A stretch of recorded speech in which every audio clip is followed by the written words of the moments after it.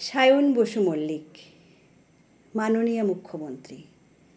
একটা কথা আমি বিশ্বাস করি, মানুষের রাগের কারণ হন, ঘেন্নার কারণ হন, কিন্তু বিরক্তির কারণ হবেন না কখনো।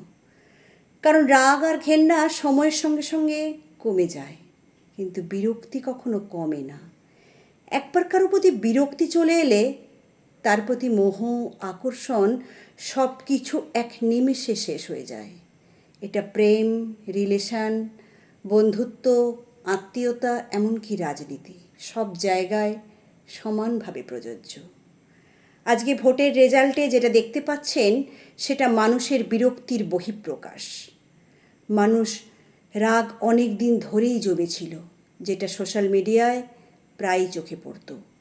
তবুও মানুষ প্রতিবার সেই রাগ ভুলে আপনাকেই ভোট দিত, আর আপনি সেটাকে টেকেন ফর গ্র্যান্টেড করে নিয়েছিলেন। রাগের কারণটা দূর করার বদলে জনগণকেই দমিয়ে রাখতেন। আজকে সেই রাগগুলো বিরক্তির রূপ নিয়ে আগ্নেয়গিরির লাভার মতো বিস্ফোরণ ঘটিয়েছে। এমনটা একদিন হওয়ারই ছিল, সবাই বুঝেছিল, শুধু দুর্ভাগ্যবশত আপনি বোঝেননি। ভালোবাসা পাওয়া বরং সহজ, কিন্তু সেটাকে ধরে রাখা ভীষণ কঠিন। 2011-তে যিনি সকলের ভালোবাসা পেয়ে মাথা উঁচু করে রাজ্যবাসীর নয়নের মণি হয়েছিলেন, আজকে সেই মানুষটাই সকলের ব্যঙ্গবিদ্রূপ সহ্য করে মাথা নিচু করে বিদায় নিতে হচ্ছে।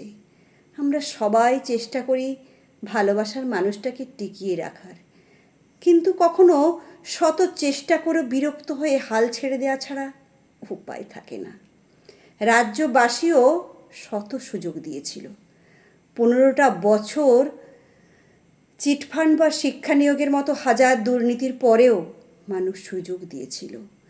শিক্ষামন্ত্রীর বান্ধবীর খাটের তলা থেকে টাকার বান্ডিল উদ্ধার হওয়ার পরেও মানুষ সুযোগ দিয়েছিল। যোগ্য মানুষটা নিজের প্রাপ্য চাকরিটা বিক্রি হতে দেখেও সুযোগ দিয়েছিল মাননীয়া।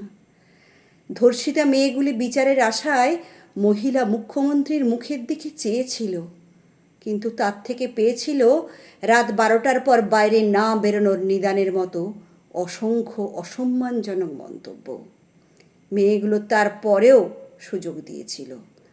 আজকে শুধু আপনি একা নন, আপনার দলকে বারবার সুযোগ দেওয়া প্রত্যেকটা মানুষ আজ হার মেনে নিয়েছে। আমরা রাজ্যবাসীরা আপনার শত্রু নই। এই রাজ্যবাসীরাই একসময় আপনাকে পরিত্রাতা হিসাবে দেখেছিল, আর আজকে তারা আপনার থেকেই পরিত্রাণ নিল। আজকে আপনি হারলেন ঠিকই, কিন্তু পাশাপাশি অগণিত মানুষের চোখে জল জিতে গেল। যাদের মুখে হাসি ফোটানোর প্রতিশ্রুতি আপনি দিয়েছিলেন, আজকে তাদের চোখের জলের বোঝা আপনাকে বইতে হচ্ছে। হয়তো এটাই কর্মফল। 7 বছর আগে আপনার প্রতি একটি খোলা চিঠি লিখেছিলাম। তখনও আপনার কাছে সুযোগ ছিল ভুল শুধরে নিয়ে সত্যিকারের জননেত্রী হওয়ার, কিন্তু এখন আর শোধরানোর, বদলানোর কিচ্ছু সুযোগ নেই। ঈশ্বর আমাদেরকে বহুবার সুযোগ দেন সব কিছু ঠিক করার, কিন্তু আমরা সেই সুযোগ দেখেও দেখতে পাই না। তারপর সব কিছু হারানোর পর শুধু বয়ে যায় আফসোস আর চোখের জল। এই হারটা হয়তো মানুষের কাছে একটা লাইফ লেসন, একটা শিক্ষা। আশা করব ক্ষমতায় আসা নতুন মানুষগুলো এই শিক্ষাগুলোকে কাজে লাগাবেন, নয়তো কালের নিয়মে একদিন তারাও মুছে যাবেন। পশ্চিমবঙ্গের একটা অধ্যায়ের আজকে চিরতরে সমাপ্তি হলো। একটা অধ্যায় নতুন করে কখনো শুরু হওয়ার সুযোগ হয়তো আর নেই। এই অধ্যায়টা সোনার ছিল না কলুষিত ছিল, সেটা না হয় ইতিহাস বলবেন। ভালো থাকবেন মাননীয়া মমতা বন্দ্যোপাধ্যায়, সুস্থ থাকবেন।